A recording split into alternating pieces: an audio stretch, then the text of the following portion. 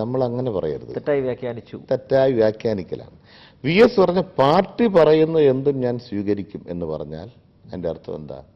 Party മത്സരിക്കാൻ പറഞ്ഞാൽ മത്സരിക്കും, പാർട്ടി എന്ത് തീരുമാനമെടുത്താലും ആ തീരുമാനം അംഗീകരിക്കുന്ന അതിൻ്റെ അർത്ഥം. അല്ലാതെ പാർട്ടി പറഞ്ഞാൽ മത്സരിക്കുമെന്ന് പറഞ്ഞാൽ ഞാൻ മത്സരിക്കാൻ ആഗ്രഹിക്കുന്നു എന്നർത്ഥമുണ്ടോ?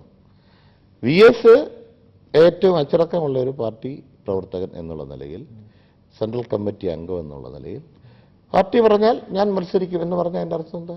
പാർട്ടി മത്സരിക്കാൻ പറഞ്ഞാൽ മത്സരിക്കും, പാർട്ടി തീരുമാനം എന്താണെന്ന് വെച്ചാൽ അതനുസരിച്ച് പ്രവർത്തിക്കുമെന്നാണ്. അതാണ് ഞാൻ മനസ്സിലാക്കുന്നത്. VS മാറ്റി നിർത്തിയത് കൊണ്ട് ഇടതുമുന്നണിയുടെ സാധ്യതയ്ക്ക് മങ്ങലേൽക്കുമോ? ഒരിക്കലും അങ്ങനെ ഒരു മങ്ങലേൽക്കത്തില്ല. കാരണം എന്താണെന്നറിയോ?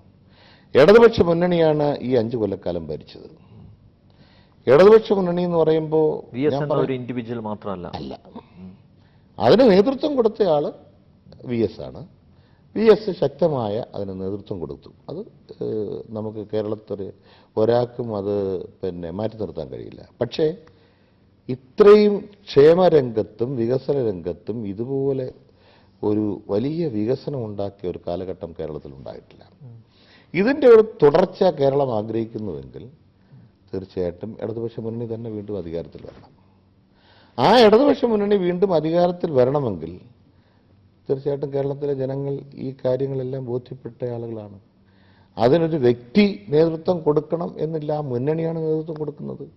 ആ മുന്നണിയാണ് ഇപ്പോഴും മത്സരിക്കുന്നത്. അതിനകത്ത് ആര് ലീഡർഷിപ്പിൽ ആര് നിൽക്കുന്നു എന്നൊരു ഒരു ഒരു ഒരു വലിയ ഒരു കാര്യം അപ്രസക്തമാണ്. എന്തായാലും ഇടതുമുന്നണി വീണ്ടും അധികാരത്തിൽ എത്തും എന്ന താങ്കളുടെ പ്രതീക്ഷ, ആഗ്രഹം സഫലമാവട്ടെ എന്ന് ആത്മാർത്ഥമായി ആശംസിക്കുന്നു. വർത്തമാനത്തിൽ പങ്കെടുത്തതിന് വളരെയധികം താങ്ക് യു.